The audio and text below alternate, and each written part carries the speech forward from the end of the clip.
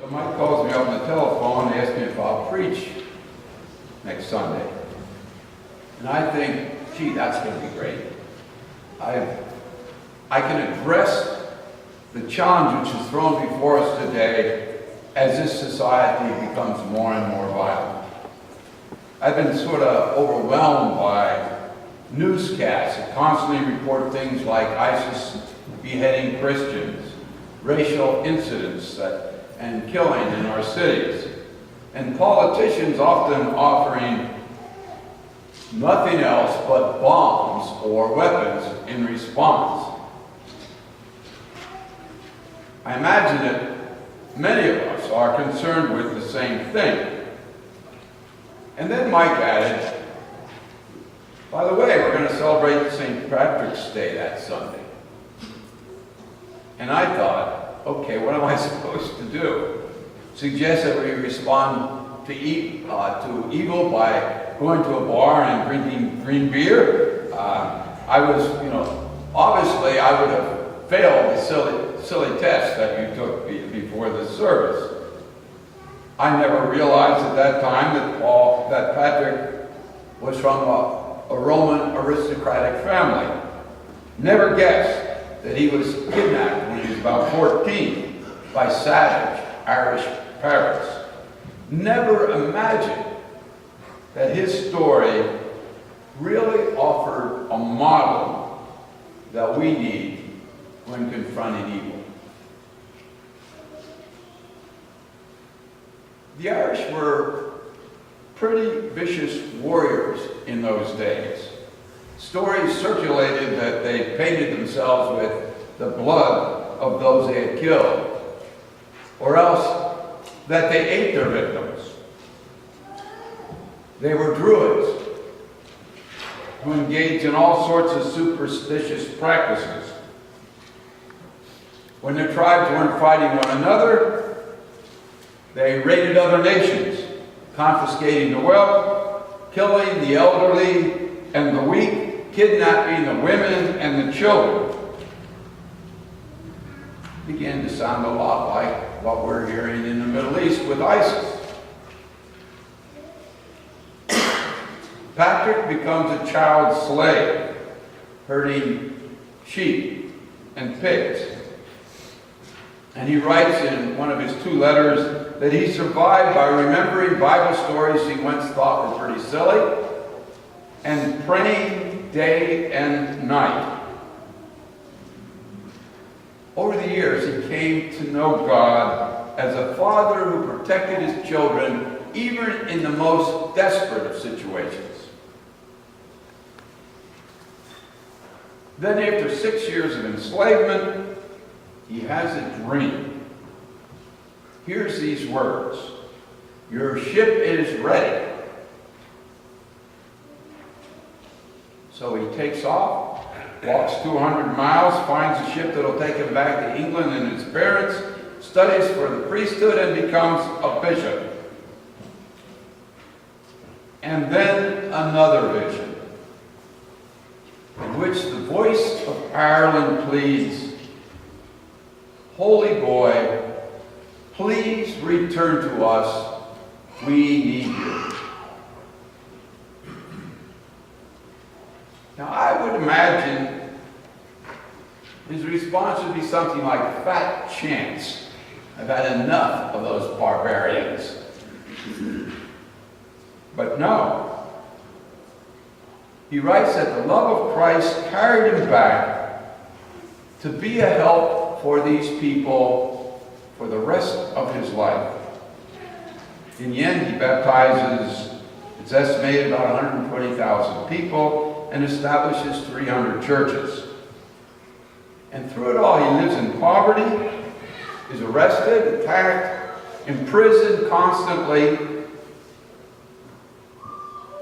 And very interesting, I thought, he always adopted one strategy, and that was to become friends with the chieftains, but more important, to spend time with the women, because he understood that these savage warriors did what their women told them to do.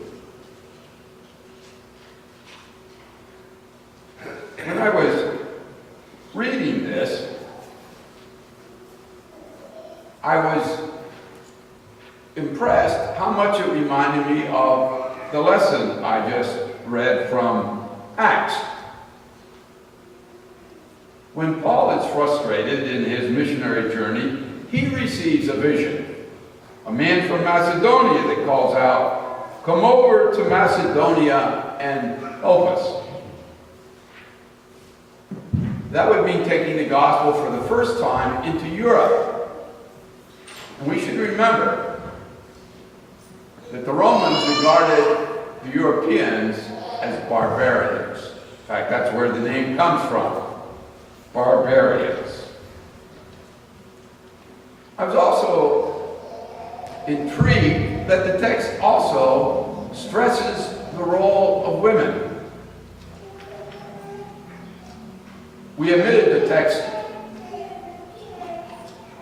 of what happened first. If you remember, Paul goes to Lydia, who becomes the first European to accept Christ.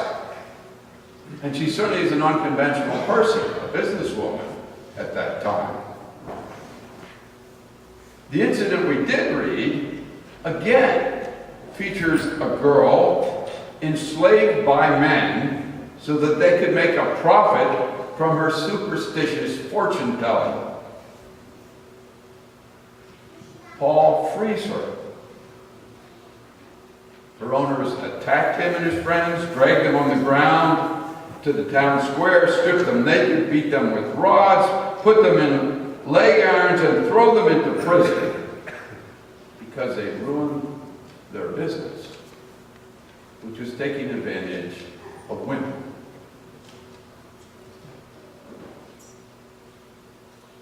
Paul's people respond to this evil just as Patrick did. They prayed and sang hymns. When an earthquake breaks down the doors and loosens their chains so that they're free to leave, rather than leaving, they remain so that the jailer does not commit suicide in shame. The jailer washes their wounds, feeds them, asks to be baptized. And this witnessing of responding to evil with good produces an incredible church in Macedonia that Paul uses throughout his lessons as an example of generosity. Obviously, confronting barbaric evil is nothing new in Christian history. The two stories we read are only two in many that can serve as models for us.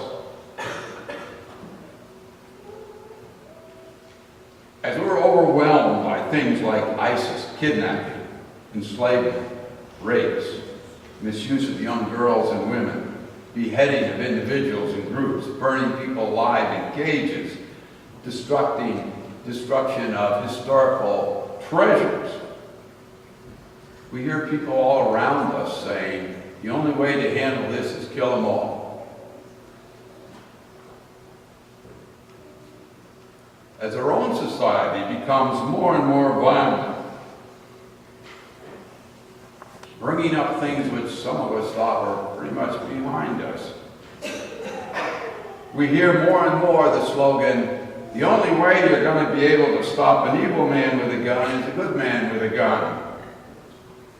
And I don't know about you, but a number of my friends have begun to carry concealed weapons. These kind of responses, which act as if all we, even we Christians, have, are weapons and violence to respond to violence, misuse our heritage.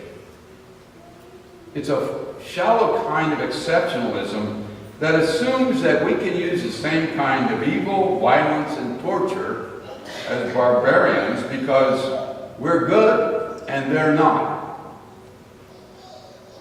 It totally ignores our teachings, which make clear that violence begets violence.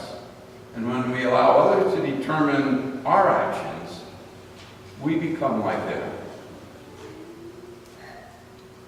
we got to be real careful to realize that we're not talking about political solutions. Rather, we're talking about attitudes which see that there's more than simply military responses, more than just bombs and guns. An attitude which helps us build better solutions. It begins with constant prayer. In order to have the courage, constant prayer which confesses our own sin and seeks the love which overcomes our fear. We've got to remember that throughout the New Testament, love is constantly defined as returning good for evil. Always realizing you can't always do it, but that's our way, the way of the Christians. It might seem naive, but then we should remember that for 300 years, Christians would not engage in violence or bloodshed, and they endured. And the Roman Empire, which did rely on that, failed. We should realize that in our own past, our own recent past, returning good for evil has served as a model of success. The movie Selma in the Civil Rights Movement was based on returning good for evil nonviolently. And we should remember that was only successful because people disciplined themselves and trained themselves. It didn't just happen by a mob walking across the bridge. Those people were trained. If you were back there where some of the Los Angeles folk were, they were trained extensively. They stood together, and that is how they could overcome violence. What is missing in our age is perhaps the discipline. And we should remember also that one of the greatest marks in history is the Marshall Plan after the Second World War, when rather than follow the nonsense that followed the First World War, our nation decided to befriend our enemies and to build them up again. So that today many would say, yes, Germany, Japan are now among our best friends.